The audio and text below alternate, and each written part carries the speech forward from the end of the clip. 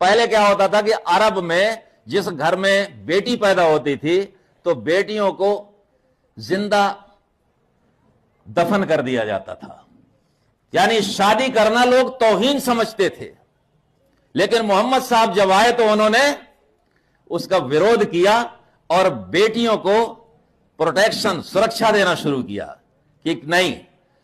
ایشور اتنا خوش ہوئے، انہوں نے کہا کہ جس گھر میں بیٹی پیدا ہوگی اس گھر میں سمجھ لیجئے کہ رحمت برسے گی، اس گھر کے بھاگیہ سنور جائیں گے۔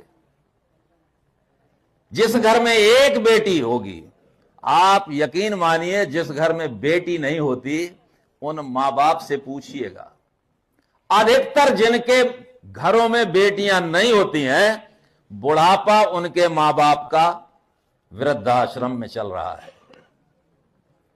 بیٹا بہو کی شادی ہوئے کوئی نہیں دھیان دیتا ہے، اگر بیٹی کتنی بھی دور ہوگی لیکن بیٹی اس کا اتنا خیال رکھتی ہے باپ کا، ماں کا، کہ بے انتہا۔ بیٹی شادی ہونے کے بعد دوسرے گھر کی ہو جاتی ہے لیکن کیا کرتی ہے وہ؟